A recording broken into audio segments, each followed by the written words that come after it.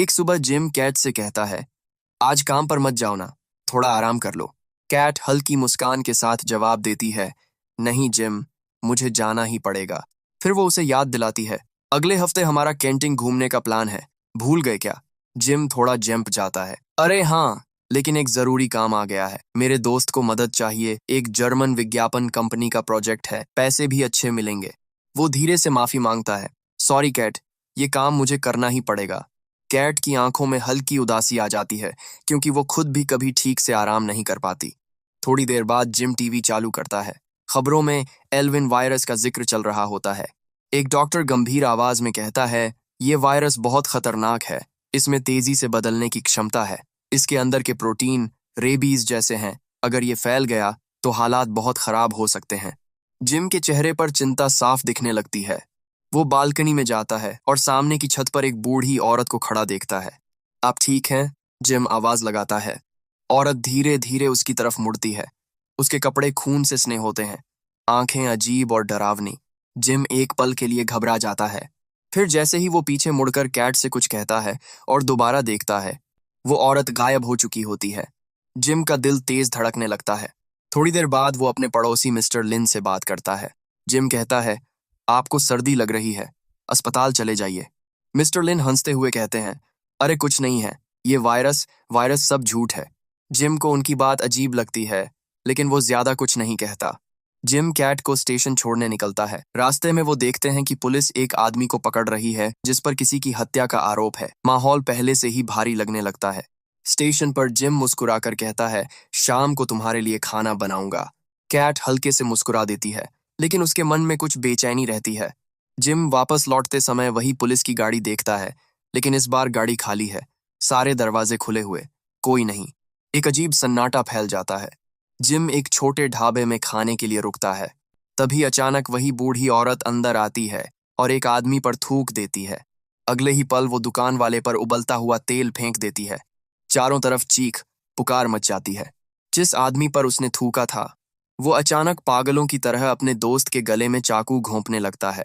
Gym का दिल जैसे गले में अटक जाता है। वो धीरे धीरे पीछे हटता है और बाहर सड़क पर भागता है। तभी एक गाड़ी उस बूढ़ी औरत को टक्कर मार देती है, लेकिन ड्राइवर भी अजीब हरकतें कर रहा होता है, उसकी आंखों में भी वही पागलपन। अब जिम समझ जाता है, ये कोई सामान्य बीमारी नहीं है। हर तरफ पागल, हिंसक लोग, जैसे इंसान नहीं दरिंदे बन चुके हों। वो अपनी जान बचाकर भागता है। किसी तरह अपने घर पहुंचकर दरवाजा बंद करता है। उसके हाथ कांप रहे होते हैं, सांस तेज चल रही होती है। वो तुरंत कैट को फोन करने की कोशिश करता है, लेकिन नेटवर्क गड़बड़ है।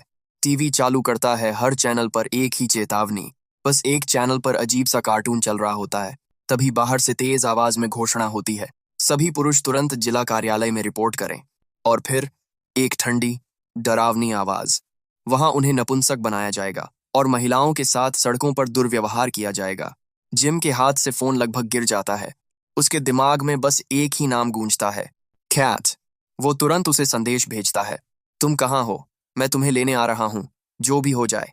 लेकिन उसी पल उसे एहसास भी नहीं होता कि खतरा उसके ठीक पीछे आ चुका है। बालकनी से कोई अंदर घुस चुका होता है। जिम जैसे ही मुड़ता है, उसकी आंखें फैल जाती हैं। वो मिस्टर लिन है, लेकिन अब वो पहले जैसे नहीं रहे। उनकी आंखों में इंसानियत नहीं, सिर्फ पागलपन और हिंसा। हाथ में बागवानी की बड़ी कैंची। वो चीखते हुए जिम पर झपटते हैं। जिम किसी तरह कैंची को पकड़ लेता है। दोनों के बीच जोरदार संघर्ष शुरू हो जाता है। दुर्भाग्य से मिस्टर लिन जिम की 2 उंगलियां काट देता है। दर्द से तड़पकर जिम उसे जोर से लात मारकर दूर फेंक देता है। लेकिन बात यहीं खत्म नहीं होती। मिस्टर लिन तो जैसे पागल हो चुका था। वो जिम की कटी हुई उंगली उठाकर खा लेता है, फिर उसे थूक देता है। ये देखकर जिम और डर जाता है और पास पड़े टोस्टर से उसके सिर पर जोर से वार कर देता है। मौका देखकर जिम तुरंत अपना फोन उठाता है और वहां से भाग निकलता है। थोड़ी देर बाद वो एक खड़ी बाइक से कपड़ा निकालकर अपने हाथ पर बांध लेता है ताकि खून रुक सके। तभी वो देखता है कि कुछ संक्रमित लोग एक लड़के पर हमला कर रहे हैं। ये देखकर वो और तेज भागता है। आखिरकार जिम अपनी बाइक तक पहुंच जाता है। वो धीरे से इंजन स्टार्ट करने की कोशिश करता है ताकि आसपास के संक्रमित लोगों को पता न चले, लेकिन जैसे ही आवाज होती है, सबका ध्यान उसकी तरफ चला जाता है। जिम तुरंत बाइक दौड़ा देता है और पीछे पीछे संक्रमित लोग उसका पीछा करने लगते हैं। दूसरी तरफ कैट ट्रेन में बैठी आराम से एक नॉवेल पढ़ रही होती है। तभी एक बिजनेसमैन उसके पास आकर बेकार की बातें करने लगता है और उसे परेशान करने लगता है। कैट चिढ़कर उसे साफ बोल देती है कि अगर उसने उसे परेशान करना बंद नहीं किया तो वो पुलिस में शिकायत कर देगी। इससे वो आदमी और भड़क जाता है।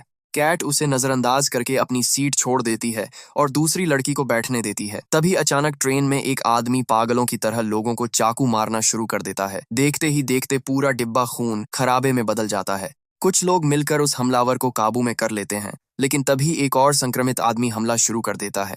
धीरे धीरे और लोग संक्रमित होते जाते हैं और दूसरों को काटने लगते हैं। इसी बीच जिस लड़की को कैट ने अपनी सीट दी थी, उस बिजनेसमैन ने उसकी आंख में चाकू घोंप दिया। कैट उसे संभालने की कोशिश करती है और शांत करने की कोशिश करती है। जैसे ही ट्रेन के दरवाजे खुलते हैं, सब लोग जान बचाकर भागने लगते हैं। इस अफरा तफरी में कैट अपना फोन वहीं छोड़ देती है। कैट उस घायल लड़की के साथ बाहर निकलती है जिसका नाम मॉली है। मॉली उसे कहती है कि जल्दी भागो, लेकिन कैट उसे छोड़ने से मना कर देती है और कहती है कि उन्हें अस्पताल जाना होगा। तभी वो पागल बिजनेसमैन फिर से उनके पीछे पड़ जाता है और उनका पीछा करने लगता है। दोनों डर के मारे भागती हैं। रास्ते में वो एक आदमी से मदद मांगती हैं, लेकिन बिजनेसमैन उसका नाक काटकर कुल्हाड़ी से मार देता है। अब उनके पास कोई रास्ता नहीं बचता। वो भागते हुए सबवे से बाहर निकलती हैं। एक सबवे वर्कर दरवाजा बंद कर देता है, जिससे वो बच जाती हैं, लेकिन मॉली गुस्से में उसे मुक्का मार देती है क्योंकि उसने मदद नहीं की। फिर कैट उससे अस्पताल का रास्ता पूछती है और वो वर्कर उन्हें वहां ले जाने के लिए तैयार हो जाता है। उधर जिम सड़क पर लाशें देखकर उल्टी जैसा महसूस करता है। वो एक आदमी को लाश के साथ गलत हरकत करते हुए भी देखता है, जिससे वो और डर जाता है और वहां से भाग जाता है। लेकिन खून ज्यादा बहने की वजह से उसे चक्कर आने लगते हैं, इसलिए वो कुछ देर रुकता है। अपने घाव को देखकर वो फिर से कपड़ा बांधता है और टेप से कसकर बांध देता है। फिर वो अपना फोन चेक करता है कि कैट का कोई मैसेज आया या नहीं। उसके बाद वो सड़क किनारे पड़ा एक हंसिया दरांती उठा लेता है।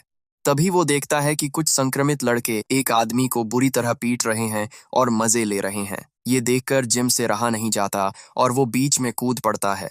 वो दो लड़कों को मारकर भगा देता है। फिर उस आदमी को खोलकर मदद करने की कोशिश करता है, लेकिन पता चलता है कि वो खुद भी संक्रमित है और उसे भी ये सब करने में मजा आ रहा है। तभी वो लड़के वापस आ जाते हैं और जिम पर पत्थर फेंकने लगते हैं। मजबूर होकर जिम को वहां से भागना पड़ता है। उधर अस्पताल में लोग टीवी पर सिविल इमरजेंसी का मैसेज देख रहे होते हैं और धीरे धीरे सबको समझ आने लगता है कि हालात बहुत खराब हो चुके हैं। दरवाजे पर खड़े पुलिस वाले आखिरकार कैट, मॉली और सबवे वाला आदमी को अंदर जाने देते हैं। अंदर जाते ही नर्स तुरंत घायल मरीज को देखने लगती है। तभी एक पुलिस वाला कैट को बताता है कि एयर पूरी तरह से कंट्रोल से बाहर हो चुका है। नर्स मॉली को इलाज के लिए ले जाने लगती है, लेकिन मॉली जिद पकड़ लेती है। वो कैट को छोड़कर कहीं नहीं जाएगी। कैट उसे समझाती है, शांत करती है। तब मॉली थोड़ा इमोशनल होकर कहती है, तुमने मेरी जान बचाई है, मैं कभी नहीं भूलूंगी। आखिरकार वो मान जाती है और नर्स उसे ले जाती है। कैट वापस वेटिंग एरिया में सबवे वाले आदमी के साथ आ जाती है। तभी उसे पता चलता है कि उसका फोन गायब है। वो उस आदमी से उसका फोन मांगती है ताकि जिम को कॉल कर सके। उधर टीवी पर ताइवान का प्रेसिडेंट देश को संबोधित कर रहा होता है। कहता है कि सरकार पूरी कोशिश कर रही है इस समस्या का हल ढूंढने की। लेकिन तभी एक जनरल बोलता है कि ये कोई साधारण बीमारी नहीं है, ये एक खतरनाक संक्रमण है जो लोगों को हिंसक बना रहा है। वो चेतावनी देता है कि संक्रमित लोग दूसरों को मारेंगे, टॉर्चर करेंगे और सबको सरकार के प्लान को फॉलो करना चाहिए।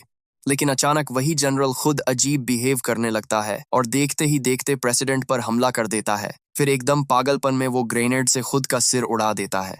ये सब देखकर हॉस्पिटल में अफरा तफरी मच जाती है। वेटिंग एरिया के लोग भी एक दूसरे पर टूट पड़ते हैं। पुलिस हालात संभालने की कोशिश करती है, लेकिन सब बेकाबू हो जाता है। इसी बीच कैट और सबवे वाले आदमी के बीच फोन को लेकर झगड़ा हो जाता है। तभी कैट बाहर उस बिजनेसमैन को देख लेती है, वही खतरनाक आदमी। वो तुरंत फोन लेकर सीढ़ियों की तरफ भाग जाती है। उधर वो बिजनेसमैन कुल्हाड़ी से एक पुलिस वाले को मारकर हॉस्पिटल में घुस जाता है। अब तो पूरा हॉस्पिटल डर और चीखों से गूंजने लगता है। सबवे वाला आदमी डर के मारे एक स्ट्रेचर के नीचे छुप जाता है और मॉली को अकेला छोड़ देता है। लेकिन किस्मत खराब, वो बिजनेसमैन मॉली को ढूंढ लेता है और उसके साथ बहुत ही दरिंदगी करता है। उधर कैट किसी तरह उस फोन से जिम को मैसेज कर देती है कि वो नटू हॉस्पिटल में है और उसका फोन खो गया है। जिम तुरंत कॉल करता है और कहता है, मैं आ रहा हूँ, तुम बस छुप कर रहो। लेकिन बात करते करते जिम भी अजीब बर्ताव करने लगता है, जैसे वो भी संक्रमित हो रहा हो। फिर भी वो खुद को संभालता है और कहता है कि वो जल्द पहुंचेगा। इधर सबवे वाला आदमी आखिरकार छुपने से बाहर निकलता है और भागने की कोशिश करता है, लेकिन तभी उसका सामना हो जाता है संक्रमित मॉली से। वो डर के मारे आवाज कर देता है और बस कई संक्रमित लोग उसे पकड़ लेते हैं। मॉली खुद उस पर टूट पड़ती है और हॉस्पिटल के एक औजार से उसे बेरहमी से मार डालती है। उधर कैट दो संक्रमित मरीजों और उस बिजनेसमैन से बचने के लिए भागती है और दरवाजे बंद करके खुद को बचाने की कोशिश करती है, लेकिन बिजनेसमैन दरवाजा तोड़कर अंदर आ जाता है और उसे डराने के लिए बताता है कि उसने मॉली के साथ क्या किया।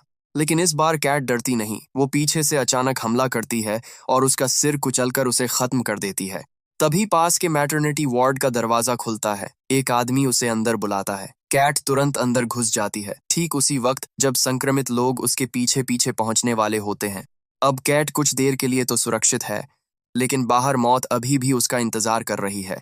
मैटरनिटी वार्ड के अंदर का माहौल बहुत डरावना था। एक आदमी जो खुद को डॉक्टर वोंग बता रहा था, बंदूक तानकर कैट को आदेश देता है कि वो खुद को शॉवर के पाइप से हथकड़ी लगा ले। कैट के पास कोई और रास्ता नहीं था, वो चुपचाप उसकी बात मान लेती है।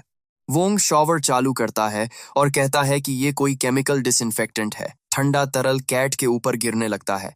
वो खुद को संभालती है, चीखना चाहती है लेकिन समहाउ खुद को रोक लेती है। तभी वोंग नोटिस करता है कि कैट में इन्फेक्शन के कोई लक्षण नहीं है। वो शक करता है कि शायद कैट इम्यून हो सकती है और उससे उसका ब्लड ग्रुप पूछता है।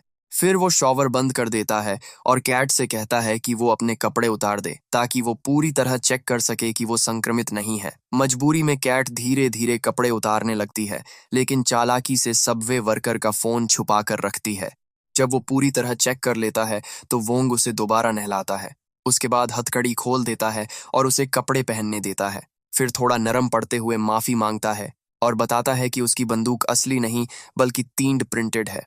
वोंग बताता है कि उसने पूरे 1 साल तक लोगों को एल्विन वायरस के बारे में चेतावनी दी थी, लेकिन अब कोई डॉक्टरों पर भरोसा ही नहीं करता। वो समझाता है कि ये वायरस इंसान के दिमाग के उस हिस्से पर असर करता है जो भावनाओं और इच्छाओं को कंट्रोल करता है। संक्रमित लोग समझते हैं कि वो गलत कर रहे हैं, लेकिन खुद को रोक नहीं पाते। ये वायरस इंसान से सबसे खतरनाक काम करवाता है। इतने में जिम भी अस्पताल पहुंच जाता है। वोंग कैट से कहता है कि अब उसका ब्लड टेस्ट करना पड़ेगा। कैट अपने कपड़े और फोन को डस्टबिन में डालने का नाटक करती है, लेकिन फोन अपने पास ही छुपा कर रखती है। तभी उसे एक बच्चे के रोने की आवाज सुनाई देती है। वो डस्टबिन खोलती है और अंदर एक संक्रमित बच्चा देखकर चौंक जाती है। लेकिन इससे पहले कि वो कुछ समझ पाती, वोंग उसे अचानक एल्विन वायरस का इंजेक्शन लगा देता है और फिर से उसे शॉवर में हथकड़ी से बांध देता है। पर्दा बंद करके वो उस बच्चे को मार देता है। कैट सदमे में रह जाती है। वोंग कहता है कि अगर कैट में इन्फेक्शन के लक्षण नहीं दिखे तो वो उसे छत पर ले जाएगा जहां हेलीकॉप्टर आने वाला है। उसका प्लान है कि कैट के जरिए वैक्सीन बनाई जाए, लेकिन वो साफ बोल देता है अगर वो संक्रमित हुई तो वो उसे मारने में 1 सेकंड भी नहीं लगाएगा। फिर वो ये भी कबूल करता है कि उसने वार्ड में मिले 8 बच्चों को भी वायरस से इंजेक्ट किया था, ये सोचकर कि शायद उनमें से कोई एंटीबॉडी बना सके। वो अपने फैसले को सही ठहराता है, कहता है कि वैसे भी वो बच्चे संक्रमित लोगों के हाथों मर जाते। उधर कैट चुपचाप फोन का पासकोड क्रैक कर लेती है और जिम को मैसेज भेज देती है। जिम जैसे ही मैसेज देखता है, उसका फोन हाथ से गिर जाता है और वो तुरंत मैटरनिटी वार्ड की तरफ दौड़ पड़ता है। कुछ देर बाद वोंग को मैसेज मिलता है कि हेलीकॉप्टर 5 मिनट में पहुंचने वाला है। वो जल्दी से जाने की तैयारी करता है और कैट से पूछता है कि वो कैसी महसूस कर रही है। कैट शांत रहकर कहती है कि उसे कुछ नहीं हुआ और फिर दोनों वार्ड से बाहर निकलने लगते हैं, लेकिन असली खतरा अभी खत्म नहीं हुआ था। हॉलवे में चलते हुए अचानक कैट की नजर पड़ती है। बिजनेसमैन की कुल्हाड़ी गायब है। वो कुछ समझ पाती उससे पहले ही पहले वाला एक इन्फेक्टेड मरीज अचानक पीछे से झपटता है और डॉक्टर वोंग के पैर का हिस्सा काट देता है। वोंग दर्द से चीख उठता है और तुरंत उसे सिर में गोली मार देता है। लेकिन मामला यही नहीं रुकता, दूसरा इन्फेक्टेड भी उस पर टूट पड़ता है। वोंग घबराकर उल्टी करते हुए अपने जख्मी पैर को संभालते हुए उस पर भी 2 गोलियां दाग देता है। अब वोंग खुद बुरी तरह घायल हो चुका होता है। वो कैट को घूरते हुए कहता है, मुझे खड़ा होने में मदद करो वरना तुम रूफटॉप तक नहीं पहुंच पाओगी। कैट के पास कोई और रास्ता नहीं होता। वो उसे सहारा देकर आगे बढ़ाती है। तभी सामने से इन्फेक्टेड जिम आ जाता है। वोंग तुरंत गोली चलाता है, लेकिन कैट के झटके से निशाना बिगड़ जाता है और गोली जिम के गले में लगती है। वो फिर से फायर करने की कोशिश करता है, लेकिन इस बार बंदूक जाम हो जाती है। बस यही मौका था। कैट झट से वोंग की चाबी छीन लेती है। तभी जिम गुस्से में दरांती से वोंग पर वार कर देता है। मरने से पहले वोंग एक डरावनी सच्चाई उगल देता है, मुझे बच्चों को मारने में मजा आता था। ये सुनकर माहौल और भी खौफनाक हो जाता है। कैट बिना वक्त गंवाए दौड़ती है, रूफटॉप का गेट खोलती है और तुरंत लॉक कर देती है। जिम गेट के उस पार गुस्से से तिलमिला रहा होता है। इनक्रिएट के सम्मान एम्ब्रास करते हैं। कैट उसकी तरफ देखती है और पूछती है, कैसा लग रहा है इन्फेक्टेड होकर? जिम हल्की मुस्कान के साथ जवाब देता है, बहुत अच्छा। अब मेरी जिंदगी का एक मकसद है। कैट कामपति आवाज में पूछती है, क्या मकसद? जिम ठंडे लहजे में कहता है, तुम्हारे शरीर को टुकड़े टुकड़े करना और तुम्हारा चेहरा कुचल देना। ये सुनकर कैट टूट जाती है।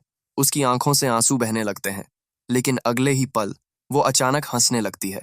उसकी हंसी देखकर साफ समझ आ जाता है वो भी अब इन्फेक्टेड हो चुकी है। कैट पागलों की तरह हंसते हुए रूफटॉप की तरफ दौड़ती है। तभी हेलीकॉप्टर आ जाता है। उधर जिम गेट के पास बैठा होता है। तभी अंदर से कई गोलियों की आवाज आती है और फिर सब कुछ खामोश हो जाता है और इसी के साथ मूवी खत्म हो जाती है।